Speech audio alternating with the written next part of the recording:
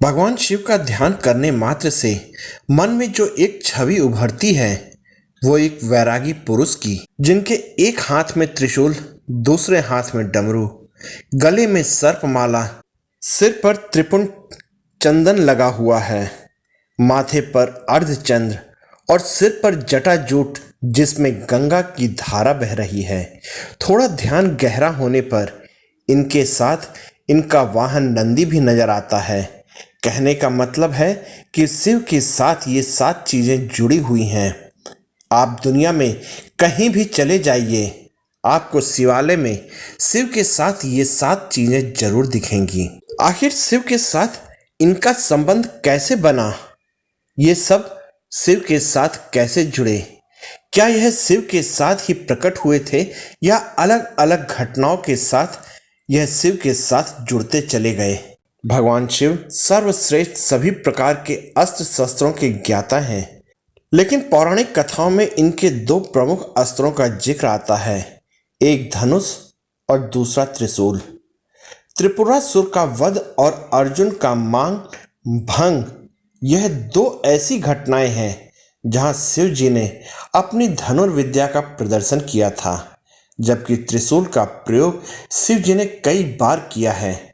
त्रिशूल से शिव जी ने शंखचूर का वध किया था, इसी से गणेश जी का सिर काटा था और वाराह अवतार में मोह के जाल में फंसे विष्णु जी का मोह भंग कर वैकुंठ जाने के लिए विवश किया था।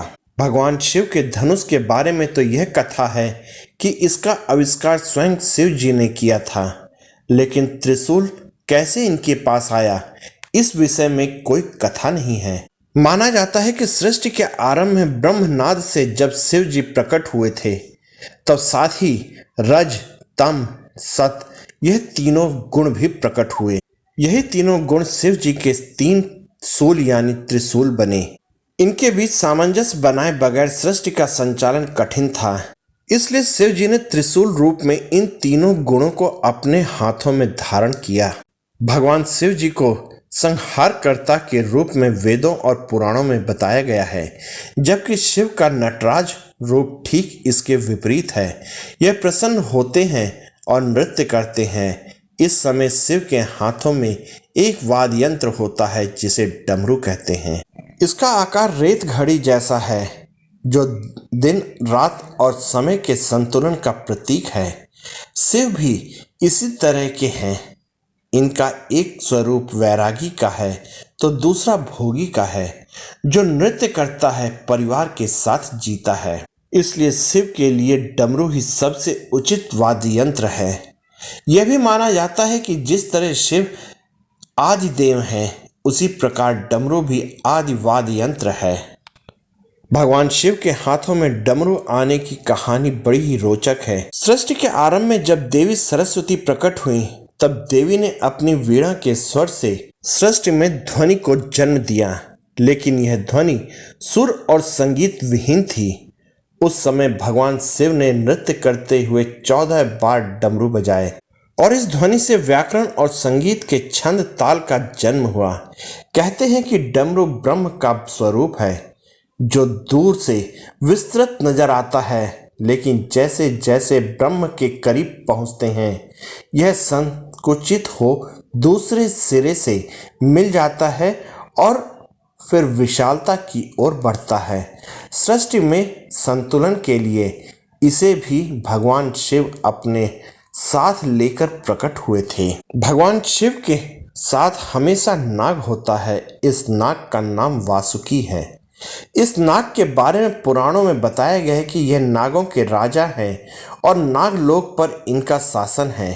सागर मंथन के समय इन्होंने नाग रस्सी का काम किया था, जिससे सागर को मथा गया था। कहते हैं कि वासुकी नाग शिव के परम भक्त थे। इनकी भक्ति से प्रसन्न होकर शिव जी ने इन्हें नागलोक का राजा बना दिया और साथ ही अपने गले में आभूषण की भांति लिपटे रहने का वरदान दिया। नंदी के बारे में पुराणों में जो कथा मिलती है, उसके अनुसार नंदी और शिव वास्तव में एक ही हैं। शिव ने ही नंदी रूप में जन्म लिया था। कथा है कि सिलाद नाम के ऋषि मोह माया से मुक्त होकर तपस्या में लीन हो गए। इससे इनके पूर्वज और पितरों को चिंता हुई कि इनका वंश समाप्त हो जाएगा। पितरों की सलाह पर सिलाद ने शिव जी की तपस्या करके एक अमर पुत्र प्राप्त किया जो नंदी नाम से जाना गया। शिव का अंश होने के कारण नंदी शिव के करीब रहना चाहता था। शिव जी की तपस्या से नंदी शिव के गुणों में प्रमुख हुए और वृषभ रूप में शिव का वाहन बनने का सौभाग्य प्राप्त किया। शिव पुराण के अनुसार चंद्रमा का विवाह दक्ष प्रजापति की 27 कन्याओं से हुआ था। यह कन्याएं 27 नक्षत्र हैं। इनमें चंद्रमा रोहिणी से विशेष स्नेह करते थे। इसकी शिकायत जब अन्य कन्याओं ने दक्ष से की तो दक्ष ने प्रजापति को क्षय होने का श्राप दे दिया। इस शाप से बचने के लिए चंद्रमा ने भगवान शिव की तपस्या की। चंद्रमा की तपस्या से प्रसन्न होकर शिव ने चंद्रमा के प्राण बचाए और उन्हें अपने शीश पर स्थान दिया। जहाँ चंद्रमा ने तपस्या की थी वह स्थान सोमनाथ कहलाता है। मान्यता है कि दक्ष के शाप से ही चंद्रमा घटता बढ़ता रहता है। भगवान शिव के माथे पर भभूत से बनी 3 रेखाएं हैं। माना जाता है कि ये तीनों लोकों का प्रतीक है। इसे रज, तम और सत गुणों का भी प्रतीक माना जाता है। लेकिन शिव के माथे पर भभूत की ये 3 रेखाएं कैसे आईं, इसकी बड़ी रोचक कथा है। पुराणों के अनुसार दक्ष प्रजापति के यज्ञ कुंड में सती के आत्मदाह करने के बाद भगवान शिव उग्र रूप धारण कर लेते हैं और सती के देह को कंधे पर लेकर त्रिलोक में हाहाकार मचाने लगते हैं। अंत में विष्णु चक्र से सती के देह को खंडित कर देते हैं। इसके बाद भगवान शिव अपने माथे पर हवन कुंड की राख मलते हैं।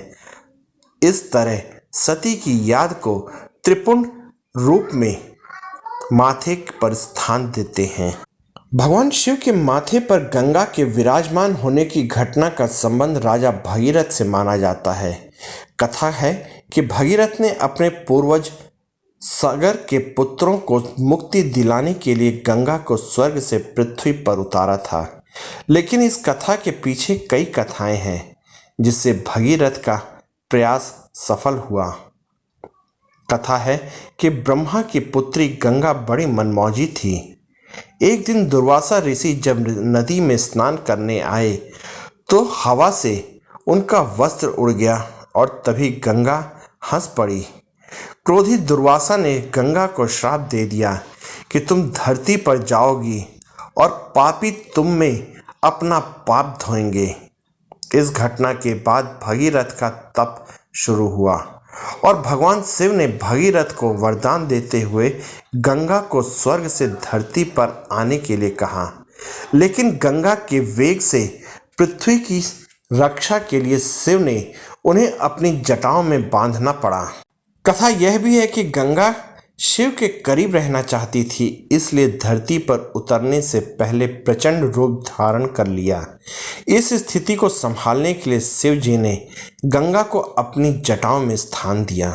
तो दोस्तों, ऐसे हैं हमारे प्यारे शिव जी। आप सब लोग कमेंट बॉक्स में हर हर महादेव लिखिएगा। आप लोग इस कहानी में मेरे साथ बने रहे, इसके लिए आप सबका बहुत बहुत धन्यवाद और जय हिंद दोस्तों।